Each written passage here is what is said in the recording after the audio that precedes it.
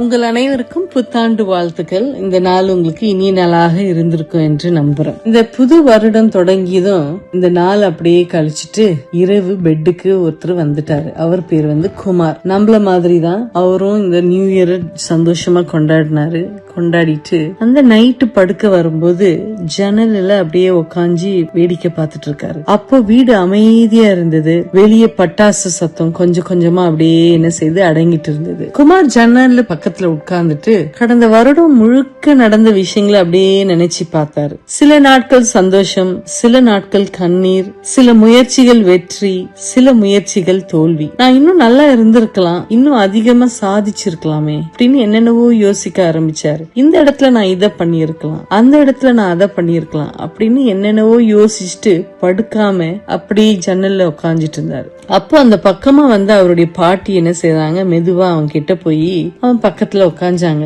என்னப்பா பாக்குறக்கண்ணா அப்படின்னு கேட்டாங்க. அதுக்கு குமார் சொன்னாரு, பாட்டி கடந்த வருடம் போயிடுச்சு, சில விஷயம் சரியா போகல, புதிய வருடமும் அப்படியே போயிடுமோன்னு எனக்கு ரொம்ப பயமா இருக்கு பாட்டி. இந்த புது வருடத்துல கால் வச்சது எனக்கு கொஞ்சம் தயக்கமா இருக்கு பாட்டி அப்படின்ட்டு பாட்டி கிட்ட சொன்னாரு. பாட்டி அப்படியே சிரிச்சுக்கிட்டே சொன்னாங்களாம், மகனே வாழ்க்கை ஒரு புத்தகம் மாதிரி, ஒவ்வொரு நாளும் என்னது ஒரு பக்கம். புதிய வருடமும் அப்படின்னா தேவன் கொடுக்கிற ஒரு புதிய அத்தியாயம். அது நீ அவள் ஜன்னலுக்கு வெளியே பார்த்து சொன்னாங்க, இப்ப இரவு இருக்கு பாத்தியா, இருட்டா இருக்கு. நாளை என்ன செய்யும், சூரியன் முதிக்கும். அப்போ என்ன செய்யும், அந்த இருட்டெல்லாம் போயிடும். அதை யாரால தடுக்க முடியுமா? அதே மாதிரிதான் நம்பிக்கையும் என்ன செய்யணும், நமக்கு எழணும். நீ கடந்த வருஷம் இது பண்ணலையே, இந்த வருஷமா அப்படி ஆயிடுமே அப்படின்னு சொல்லி என்ன செய்யாத, வருத்தப்பட்டு உன் நாளை என்ன செய்யாத, முடிக்காத.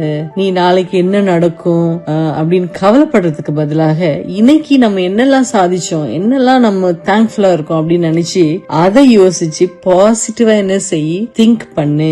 மீதி எல்லாத்தையும் என்ன செய்யி கடல் கிட்ட ஒப்படைச்சிட்டு அவரு என்ன செய்வாரு, எல்லாவற்றையும் என்ன செய்வாரு, பார்த்து கொள்வாரு. அப்ப குமார் இது கேட்டதும் அப்படியே கண்களை மூடி கடந்த வருடத்துல அவனுக்கு கிடைச்ச நல்ல விஷயங்களை ஒன்னும் நான் நினைச்சேன். அது மாத்திரம் இல்லைங்க, இன்னைக்கு இந்த வருடத்தின் ஃபர்ஸ்ட் நாள்ல என்னெல்லாம் நமக்கு நடந்தது அப்படின்னு சொல்லி யோசிச்சு அப்படியே அவனுக்கு மனசுல ஒரு பெரிய சுமை குறைஞ்சி அவன் அப்படியே சமாதானத்தோடு படுக்க சொன்னான். அவன் மனசு லேஸ் ஆயிடுச்சு. அப்ப பாட்டி மெதுவாக சொன்னாங்க, மகனே நன்றி, துக்கம் எல்லாம் உனக்கு பறந்து போயிடும், தூக்கம் உனக்கு நிம்மதியா வரும் அப்படின்னு சொன்னாங்க. மத்தேயு 6:34 சொல்லுது, ஆகையால் நாளைக்காக என்ன செய்யுங்க, கவலைப்படாதிருங்கள், நாளைய தினம் தன்னுடையவர்களுக்காக கவலைப்படும், அந்தந்த நாளுக்கு அதினதின் பாடு போதும். அதனால நாளைக்கு என்ன நடக்குமோ, இந்த வருஷம் எனக்கு எப்படி இருக்குமோன்னு வருத்தப்படாதீங்க. இந்த நாளை கடவுள் எனக்கு கொடுத்தாரு, எனக்கு சந்தோஷம் சமாதானம் கொடுத்தாரு, அதற்கு நன்றி சொல்லிட்டு நிம்மதியா தூங்குங்க. நாளை தேவன் பார்த்துக் கொள்வார். Good night.